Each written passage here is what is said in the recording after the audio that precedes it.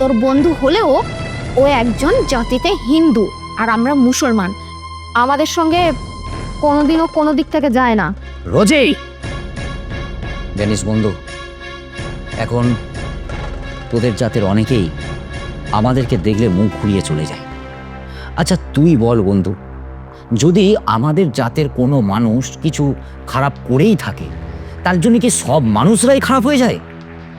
দেখ দাদা, আজকের দিনে তুই ওই তোর মুসলিম বন্ধুটাকে নিমন্ত্রণ করে অনেক বড় ভুল করেছিস। বাড়ির সবাই তোকেই খারাপ বলছে।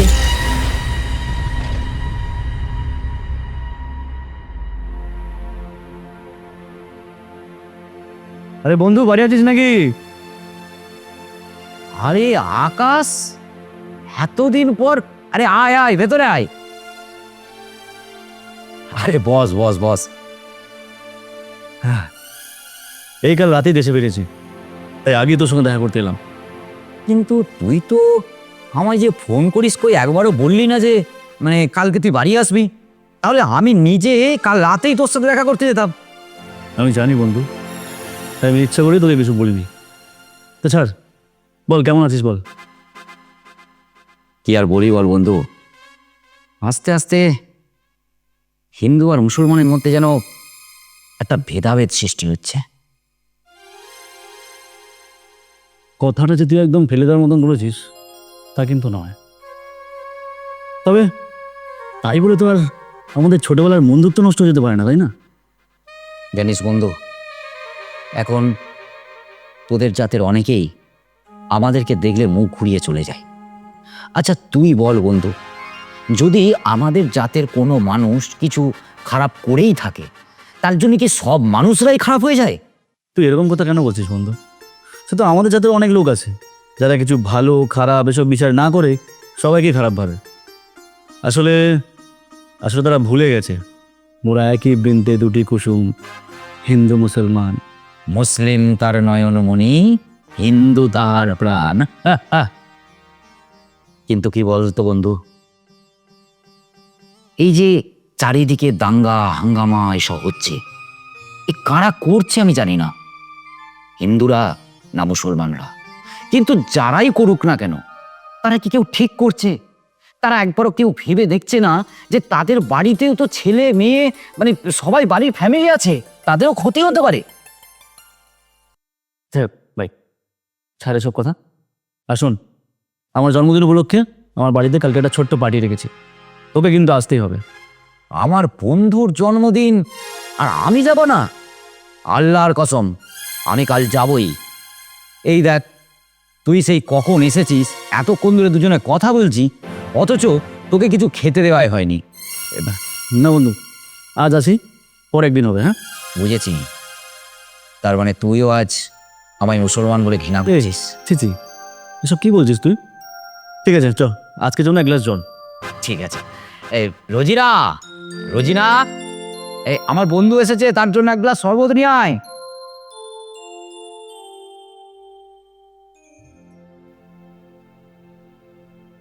আয়। বন্ধু, দেখতে দেখতে আমাদের বোনটা তো বেশ বড় হয়ে গেল। একদম ঠিক কথা বলেছিস। তাই তো আমার এই একমাত্র বহিন রোজিনার জন্য একটা বেশ ভালো ছেলে দেখছি, মানে ওর এবার সাদে দেব। আচ্ছা, আমিও জানাবো তোকে, যদি আমার সন্ধানে কেউ থাকে তোকে আমি জানাবো, ঠিক আছে? তো বন্ধু, আজ তাহলে উঠি। হ্যাঁ আসি বোন, আবার দেখা হবে। হ্যাঁ আসি।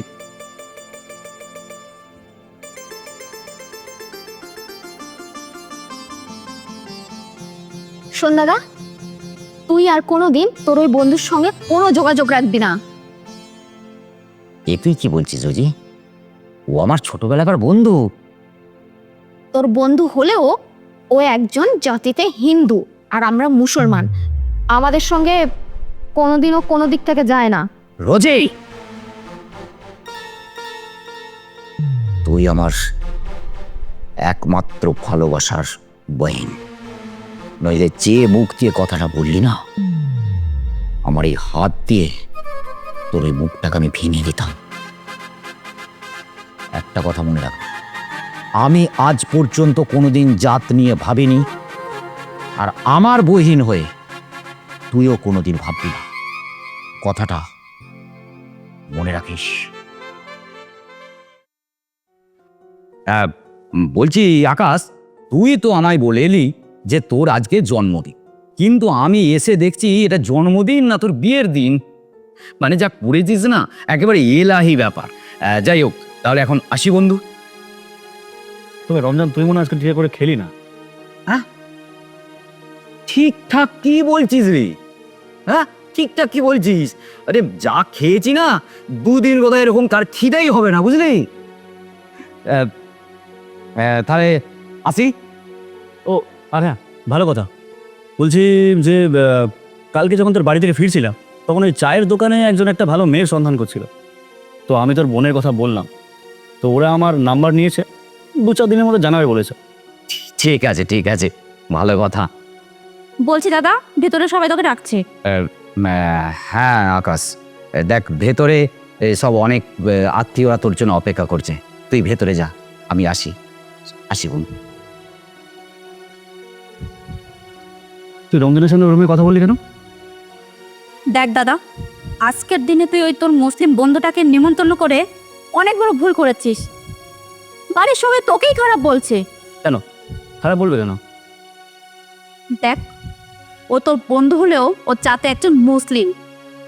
কেন, ওর গায়ে কি লেখা আছে ও মুসলিম?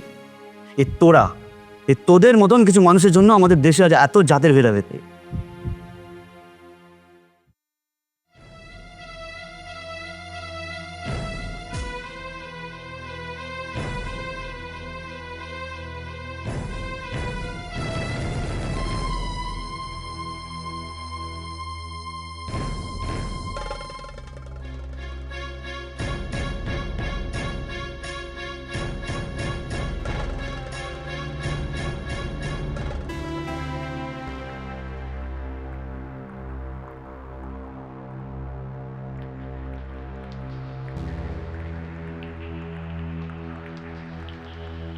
বুঝি না, কি হয়েছে বোন তোর? আমার আমার শরীরটা খুব খারাপ লাগছে, আর কেমন যেন যন্ত্রণা যন্ত্রণা করছে। কিছু চিন্তা করিস না বোন, আমি এক্ষুনি তোকে ডাক্তারখানে নিয়ে যাচ্ছি, তারপর তোর বাড়ি পৌঁছে দেবো। চ চ আমার সঙ্গে চ, আমার সঙ্গে চ, আমার সঙ্গে চ।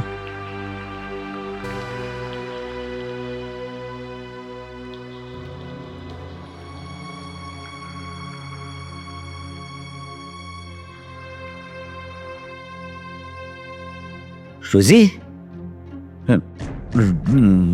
বহিন, কি হয়েছে তোর? কি হয়েছে বন্ধু, চিন্তার কিছু নেই। ও রাস্তা দিয়ে যাচ্ছিল, হঠাৎ করে ওর মাথাটা একটু ঘুরে গেছে। তো আমি ডাক্তারখানায় নিয়ে গেছিলাম। ডাক্তার বলেছে চিন্তার কোনো কারণ নেই, একটু পরে ঠিক হয়ে যাবে। হ্যাঁ আকাশ, আজ আমি তোকে যে কি বলে ধন্যবাদ দেবো বন্ধু। আজ তুই না থাকলে আমার এই একমাত্র বহিন। বন্ধু, এরপর যদি এই কথা তুই বলেছিস, তাহলে কিন্তু তোর আর আমার বন্ধু এখানেই শেষ। শেষ কি বলছিস রে বন্ধু? আরে তুই তো আমার বন্ধু না রে, তুই আমার ভাই। ভাই রে বন্ধু। একদম না, এসব না। আমি আছি তো, তোর চিন্তা করছিস কেন? হ্যাঁ, আমি আছি। আসলাম বোন, হ্যাঁ আসলাম বন্ধু।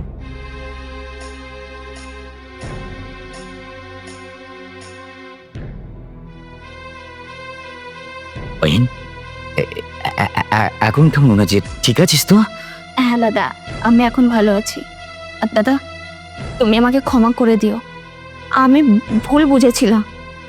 সত্যি, যেই হিন্দু জাতিকে এতদিন ধরে আমি ঘৃণা করেছি, কিন্তু আজ বুঝলাম যে জাতি জাতি বড় নয়, সব থেকে বড় কথা হলো মানুষ। আর আজ যদি আকাশটা না থাকতো, তাহলে আমার কিছু একটা হয়ে যেত। এই তো, কত সুন্দর একটা ভাবনা আজ তোর মাথায় এলো বলতো। হ্যাঁ, জানিস বহিন, কোনো মানুষই না এই পৃথিবীতে চিরদিনের জন্য আসে না। প্রত্যেকটা মানুষকেই একদিন না একদিন এই পৃথিবী থেকে বিদায় নিতে হয়। তবুও এই কদিনের দুনিয়াতে এসে কেন যে মানুষের মধ্যে এত জাতি ভেদাভেদের সৃষ্টি হয়, তা ওই আল্লাহই যায়।